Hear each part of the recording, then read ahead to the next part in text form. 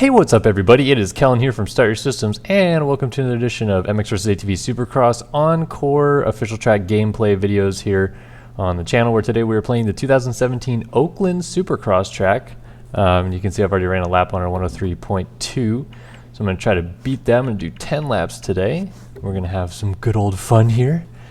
But this is round 5 of the Monster Energy AMA Supercross Championship and FIM World Championship.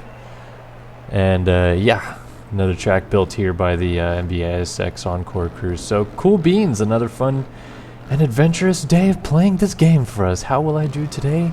Only time will tell whether I'm actually getting good at this game or not. At least I'm getting hole shots. Or maybe not. Holy crap. That was James Stewart ripping a hole shot from deep left field out there. So I'm trying a couple different things, first of which I'm trying to just ride the tracks a lot smoother instead of just turning and hucking everything, so that way I can carry my momentum a little bit better.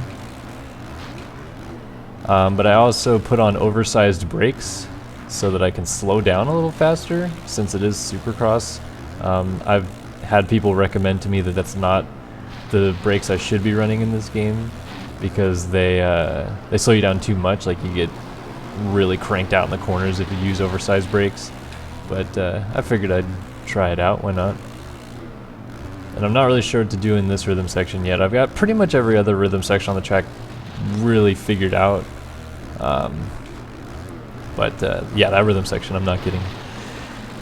So anyway, yeah, another week of Supercross coming at us, and Oakland this weekend. In probably my least favorite stadium on the circuit. I'm not a huge fan of the Oakland Raiders by any stretch of the imagination, but if you're a fan of them, that's fine. So it's going to be a day race, though. It's going to start at 4 Pacific, so it'd end at like 7, and the sun would just have set by the time that the race is supposed to end. So that's going to be interesting. That's going to be the first day race since Foxborough last year. I guess it's not really a day race. It's like an evening race, like a twilight race. That's what I would call it.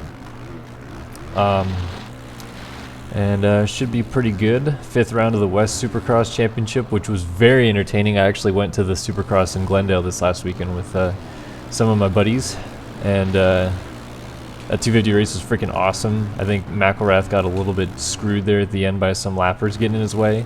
But I honestly thought Hill was going to catch him anyway. It just was going to be a little bit later, and Hill got him with a lap to go and then pulled away on the last lap.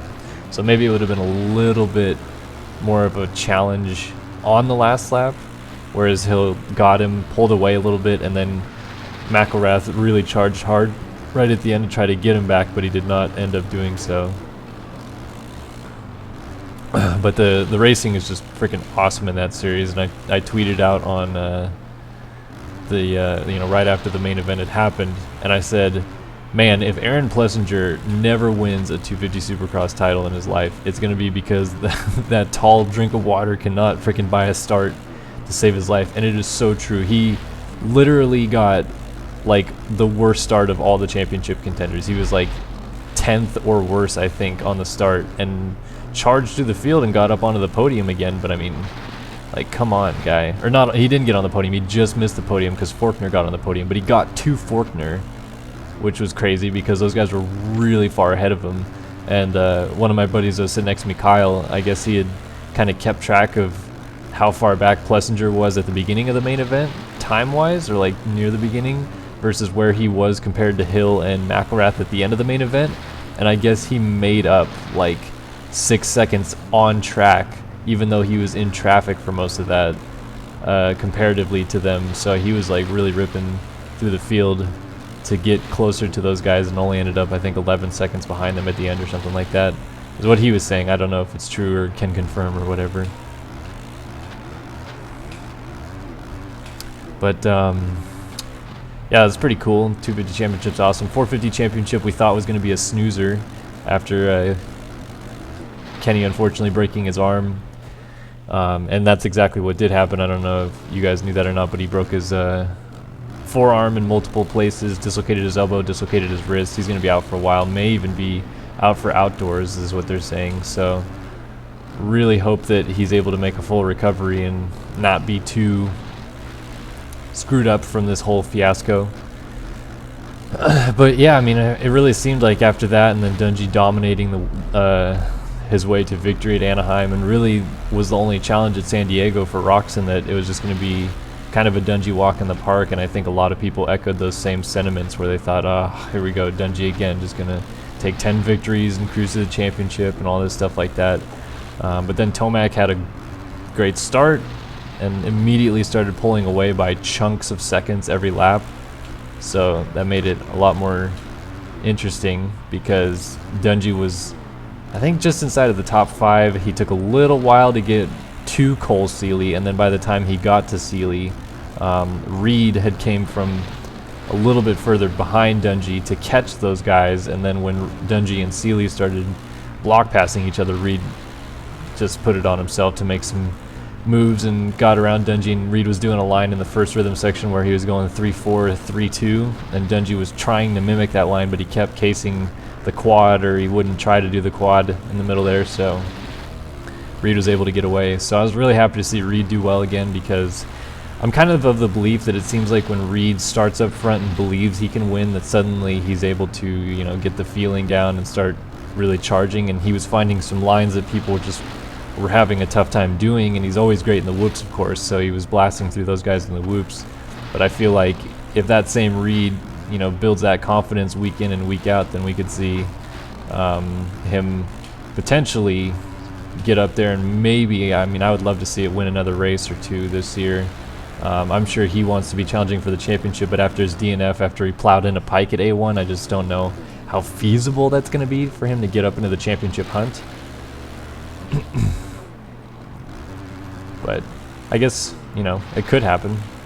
You never know. I mean, he is only, I think he was like 40 points down after this ride, so still ways to go. But Tomac's now 20 down, but he did not move into second. I think Marvin's still in second. He's like 18 down or something. So despite Dungey finishing third at Phoenix, he actually did gain points in the standings a little bit, because Marvin had a bad race. I think he finished 9th or 10th or something.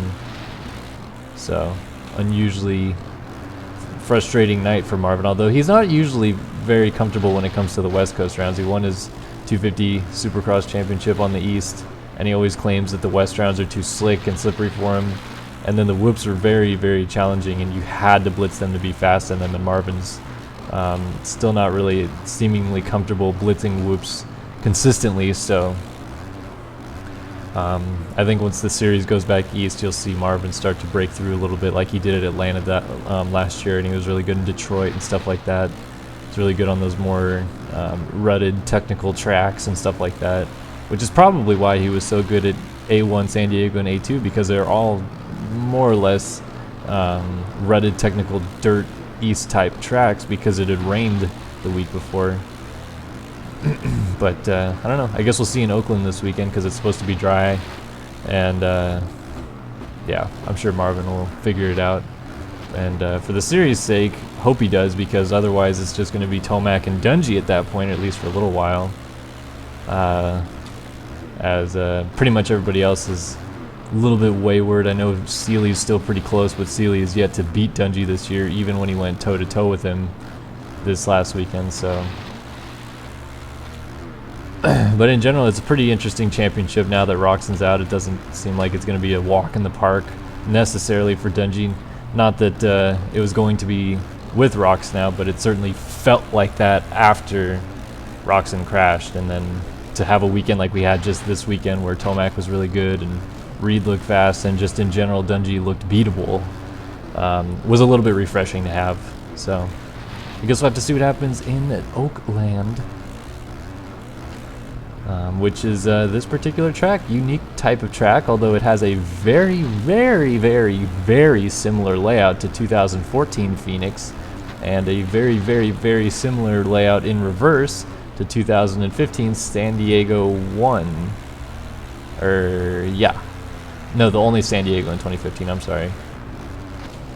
So, more of the Feld team kind of struggling to find a strong layout to suit the stadiums, I guess. It is another baseball stadium. I mean, they play football there because of the Raiders, of course, but it really is, the Coliseum is more built for baseball, given its circular shape and everything like that. So They always build baseball-esque tracks on the Coliseum floor. And that's what this particular track is. It's a baseball stadium shaped track. And I don't know, I guess I'm getting pretty good at, or not pretty good, but a little bit better at this game because I'm not completely sucking and I'm just walking through the AI, even though I continuously make little stupid mistakes like that one. And I'm not gonna get to beat my lap time. Alright, one final lap on this track. Let's see if I can get at least close to my lap time. I don't understand how I'm not able to carry the same kind of momentum that some of the other people that play this game can. And then stupid stuff like that happens. It's frustrating. But it is what it is, because it's just cool to have the tracks to play and enjoy them and see what they're all about each week and stuff like that. I was able to do a big line through here that for some reason my controller just doesn't want me to do anymore, where I'd land in the sand and literally fly around that corner no problem, and then be able to jump off the dragon's back over the second dragon's back and then triple out. So I was just flicking my controller a bunch because I was trying to seat bounce the sand, but it wasn't letting me. See? Flick and you seat bounce. But my controller is breaking, I guess. My clutch button, which is my left bumper, which is what I use in Sim, is definitely breaking. That thing is, I'm probably going to loop out Larry on the gate this week when I race in the Sim race. But I guess we'll see. Anyway, this has been another MX vs ATV Supercross Encore track gameplay. If you guys like this video, please like, comment, and subscribe, and we'll see you guys in the next one.